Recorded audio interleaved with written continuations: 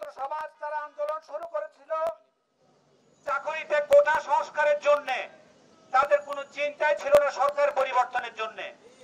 কিন্তু জালিম সরকার, তাদের অহমিকা, তাদের অহংকার, এই বাংলাদেশে তাদের সামনে কথা বলার কারো কোনো সাহস নাই।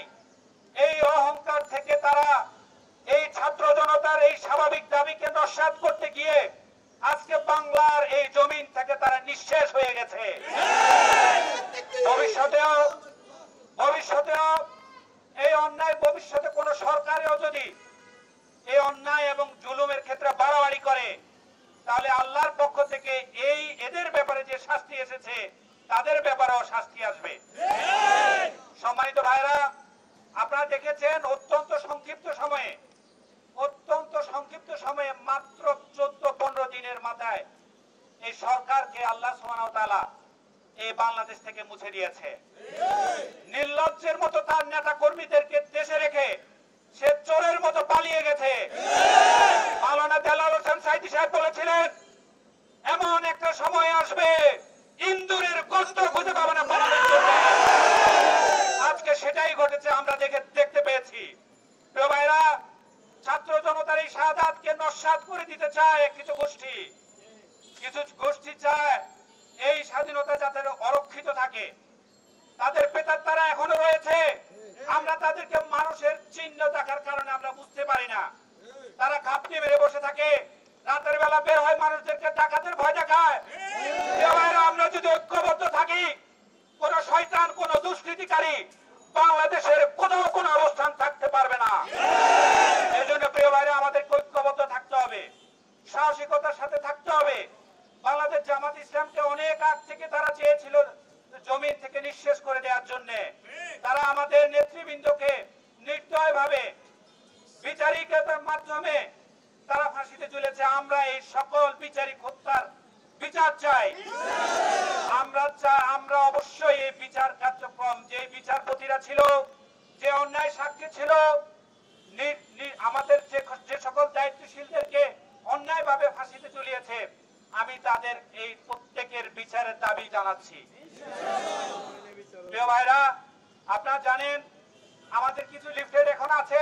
আমি আমার ভাইদেরকে বলবো, ওই পিছনে যারা ব্যবসায়ীরা আছে তাদেরকে দেন, এবং আপনারা সবাই চেষ্টা করেন কোন ভাইকে যেন বাদ না পড়ে। আমরা প্রত্যেকটা মার্কেটে যাব ইনশাআল্লাহ। প্রিয় ভাইরা, আমি আপনাদের কাছে আজকে শুধুমাত্র এই আহ্বান জানাতে চাই, বাংলাদেশ জামাত ইসলামী ছিল, আছে এবং থাকবে ইনশাআল্লাহ। আদর্শ কোনোদিন মুছে যায় না।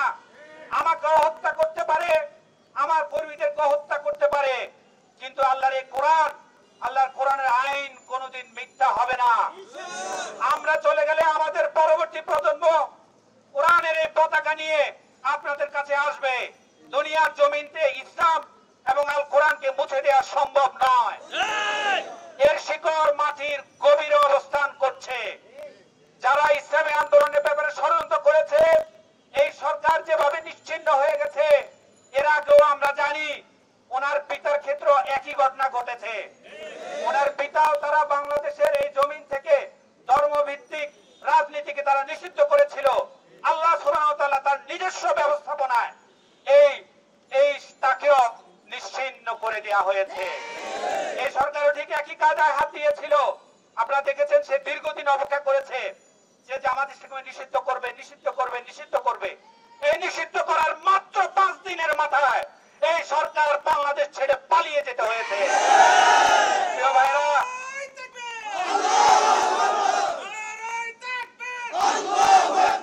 ভাইরা, আমি এই সংক্ষিপ্ত প্রোগ্রাম শেষ করব। আপনাদেরকে আহ্বান জানাবো, প্রিয় ভাইরা, আমাদের এখানে যত লোকই আছে সবাই আমাদের ভাই। কেউ যদি বিশেষ সুস্পষ্ট কোনো অন্যায় না করে থাকে, তাকে আপনারা মাফ করে দেন। তাকে বলেন যে পূর্বের যত অন্যায় করেছো তার জন্য তুমি তওবা করো। তুমি যদি ফিরে আসো আর যদি অন্যায় না করো, আমরা তোমাদের জানমাল রক্ষা করব। কিন্তু কেউ কোনো দুর্নীতিবাজ, কোনো চাঁদাবাজের অবস্থান আমরা এখনো চাই না। প্রত্যেকের বিচার হবে। আমরা জানি আপনাদের ব্যবসায়ীরা আমাদেরকে বলতো কি অন্যায়, কি জুলুম করেছিল। অনেক ব্যবসায়ীরা দোকান করতে পারেনি, ফুটপাত থেকে তারা নিয়মিত চাঁদাবাজি করত।